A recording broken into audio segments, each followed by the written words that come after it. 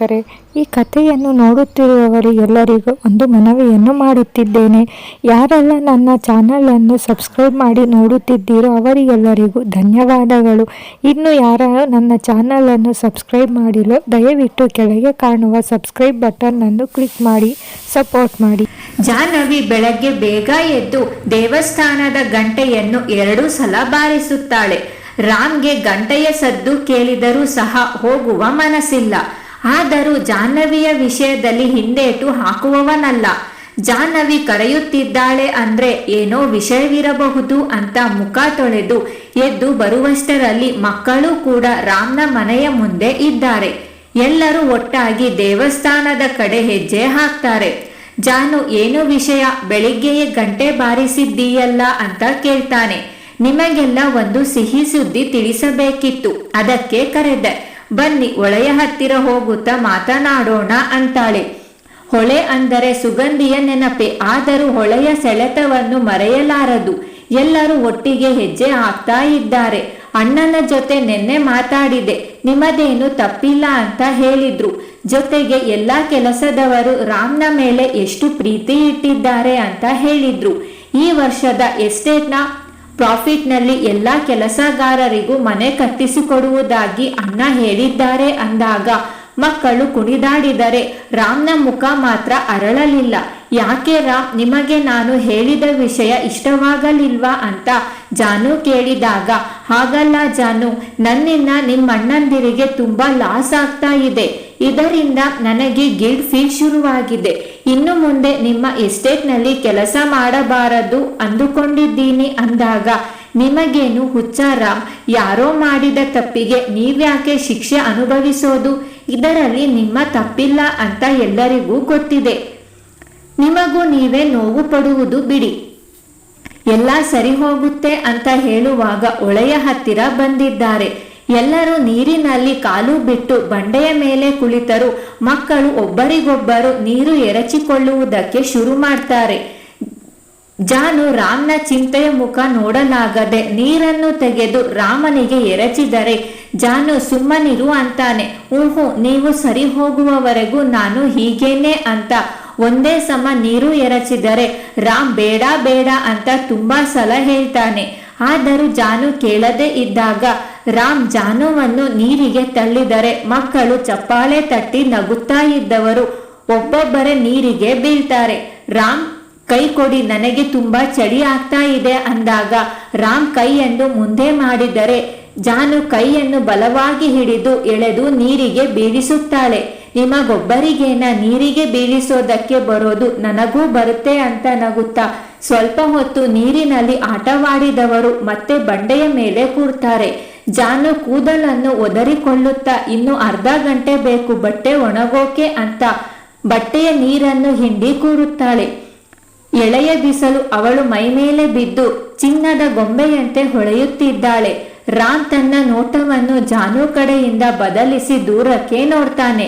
ಅಣ್ಣ ಇಲ್ಲಿಗೆ ಬಂದರೆ ಸುಗಂಧಿ ಅಕ್ಕನ ನೆನಪೇ ಬರುತ್ತೆ, ಆದರೂ ಸುಗಂಧಿ ಅಕ್ಕ ಬರಬಾರದಿತ್ತು ಅಂತ ಒಬ್ಬ ಹೇಳ್ತಾನೆ. ರಾಮ್ ತಕ್ಷಣ ತಿರುಗಿ, ನೀನು ಸುಗಂಧಿ ಅಕ್ಕ ಹೊರಗೆ ಬಂದಿದ್ದನ್ನು ನೋಡ್ದ ಅಂತ ಕೇಳ್ತಾನೆ. ಹೂ ಅಣ್ಣ, ನೋಡ್ದೆ, ನಾನು ಮಲಗಿದ್ದೆ.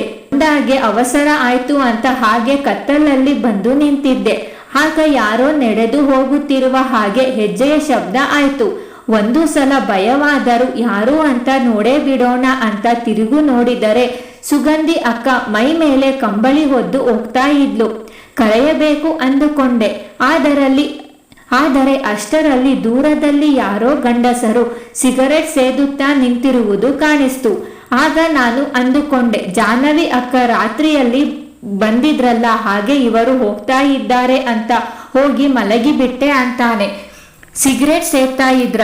ಇಲ್ಲಿನ ಜನಕ್ಕೆ ಬೀಡಿ ಹೊಗೆ ಸೊಪ್ಪು ಸಿಕ್ಕರೆ ದೊಡ್ಡದು, ಇಲ್ಲಿ ಯಾರು ಸಿಗರೇಟ್ ಸೇದೋಲ್ವಲ್ಲ ಅಂತ ಯೋಚಿಸ್ತಾನೆ.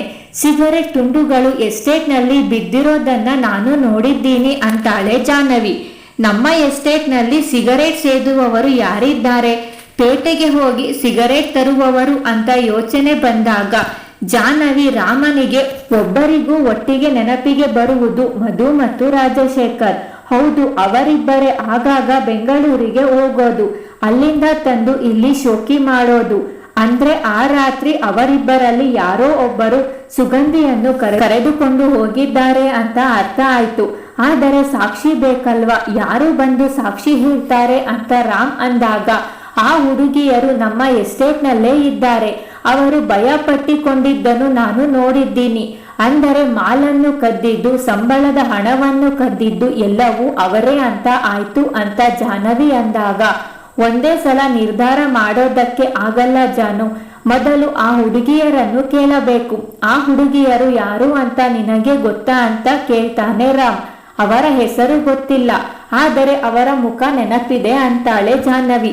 ಹಾಗಾದರೆ ನಡಿ, ಊರೊಳಗಡೆ ಒಂದು ರೌಂಡ್ ಹಾಕೋಣ, ನಮಗೆ ಅವರು ಕಾಣಿಸಿಯೇ ಕಾಣಿಸ್ತಾರೆ. ಇವತ್ತು ಹೇಗಾದರೂ ಅವರನ್ನು ಕಂಡು ಹಿಡಿದು ನಿಜ ತಿಳಿದುಕೊಳ್ಳಬೇಕು ಅಂತ ರಾಮ್ ಅಂದಾಗ ಹೋ ಆಯ್ತು ಅಂತ ಜಾನು ಎದ್ದರೆ ಮಕ್ಕಳು ಕೂಡ ಎದ್ದು ನಿಲ್ತಾರೆ. ಈಗ ಎಲ್ಲರ ಸವಾರಿ ಊರಿನೊಳಗೆ ನಿಧಾನವಾಗಿ ಒಂದೊಂದು ರಸ್ತೆಯಲ್ಲಿ ಬರುತ್ತಿದ್ದರೆ ಮಕ್ಕಳು ಹೆಣ್ಣು ಮಕ್ಕಳು ಇರುವ ಮನೆಗೆ ಹೋಗಿ ಅವರನ್ನು ಕರೆದು ಮಾತಾಡಿಸುವಂತೆ ನಾಟಕ ಮಾಡುತ್ತಿದ್ದರು. ಬಿಸಿಲು ಜಾಸ್ತಿಯಾಗುತ್ತಿದ್ದಂತೆ ಎಲ್ಲರೂ ಹಸಿವಿನಿಂದ ಸುಸ್ತಾಗುತ್ತಿದೆ, ಆದರೆ ಒಬ್ಬರು ಕೂಡ ಬಾಯಿ ಬಿಟ್ಟು ಹೇಳುತ್ತಿಲ್ಲ. ಜಾನು ಎಲ್ಲಾ ಹುಡುಗಿಯರನ್ನು ನೋಡಿ ಇವರಲ್ಲ ಅಂತ ಅಡ್ಡಡ್ಡ ತಲೆಯಾಡಿಸುತ್ತಿದ್ದಳು. ಇನ್ನೊಂದೆರಡು ರಸ್ತೆ ಅಷ್ಟೇ ಅಕ್ಕ, ಇನ್ನೇನು ಸಿಕ್ಕಿ ಬಿಡ್ತಾರೆ ಬಾ ಅಂತ ಅವಳನ್ನು ಹುರಿದುಂಬಿಸುತ್ತಾ ಕರೆದುಕೊಂಡು ಹೋಗ್ತಾರೆ.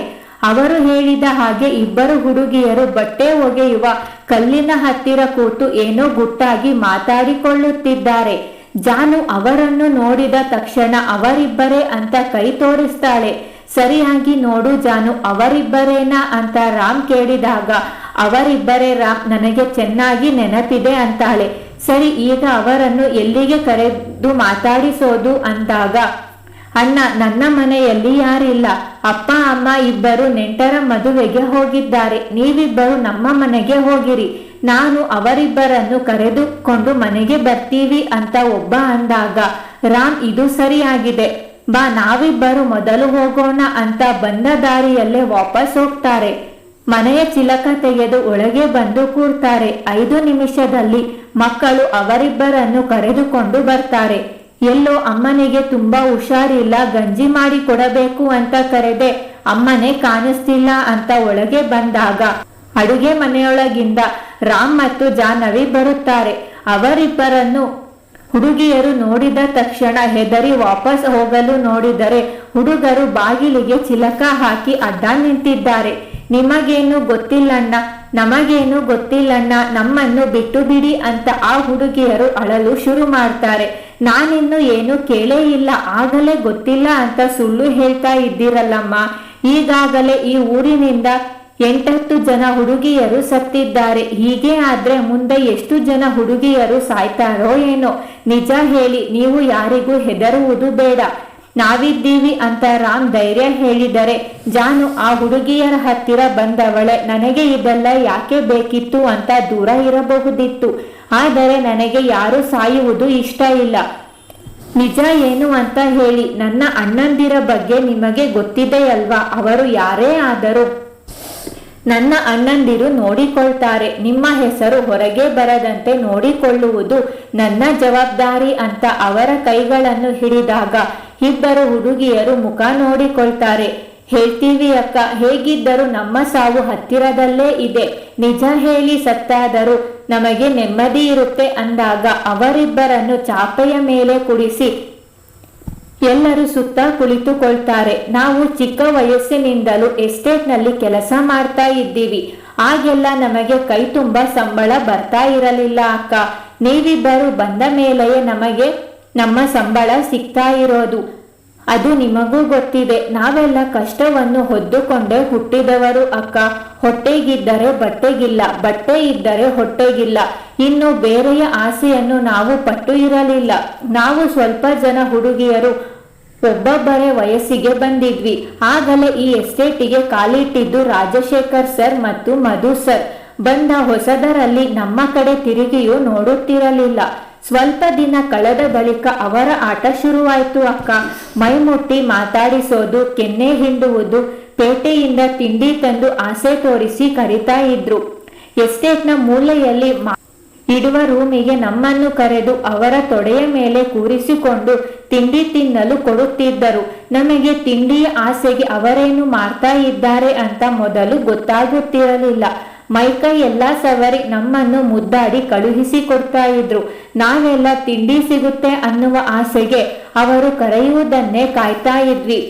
ಅವರು ಅದಕ್ಕಿಂತ ಹೆಚ್ಚಾಗಿ ಮುಂದುವರಿಯುತ್ತಿರಲಿಲ್ಲ. ನಮಗಿಂತ ಸ್ವಲ್ಪ ದೊಡ್ಡವರಾದವರು ಕೆಲಸ ಮುಗಿಸಿ ಹೋಗುವ ಸಮಯದಲ್ಲಿ ದುಡ್ಡು ತೋರಿಸಿ ಆ ರೂಮಿಗೆ ಕರೆದುಕೊಂಡು ಹೋಗೋದನ್ನು ನಾವು ನೋಡಿದ್ದೀವಿ. ಆದರೆ ಅಲ್ಲಿ ಏನು ನಡೆಯುತ್ತದೆ ಅಂತ ನಮಗೆ ಗೊತ್ತಿರಲಿಲ್ಲ. ನಮಗೂ ಕರೆದು ಯಾವಾಗ ದುಡ್ಡು ಕೊಡ್ತಾರೆ, ನಾವೆಲ್ಲ ಯಾವಾಗ ಹೊಸ ಬಟ್ಟೆ ತಗೊಳ್ತೀವಿ ಅಂತ ಕಾಯ್ತಾ ಇದ್ವಿ. ಒಂದು ದಿನ ಒಬ್ಬ ಅಕ್ಕ ಅಳ್ತಾ ಆ ರೂಮಿನಿಂದ ಬರೋದನ್ನ ನೋಡಿದ್ವಿ. ಆದರೆ ಕೇಳಲು ಆಗಲಿಲ್ಲ. ಅದರ ಮಾರನೇ ದಿನ ಆ ಅಕ್ಕ ಕೆಲಸಕ್ಕೆ ಬರಲಿಲ್ಲ. ಆದರೆ ಸಂಜೆಯಷ್ಟರಲ್ಲಿ ಆ ಅಕ್ಕ ಹೊಳೆಯ ಹತ್ತಿರ ಸತ್ತು ಬಿದ್ದಿದ್ರು. ನಾವೆಲ್ಲರೂ ಹೋಗಿ ನೋಡಿದ್ವಿ. ಆಕೆಯ ಮೈ ಮೇಲೆ ಸ್ವಲ್ಪ ಗಾಯಗಳು ಆಗಿತ್ತು.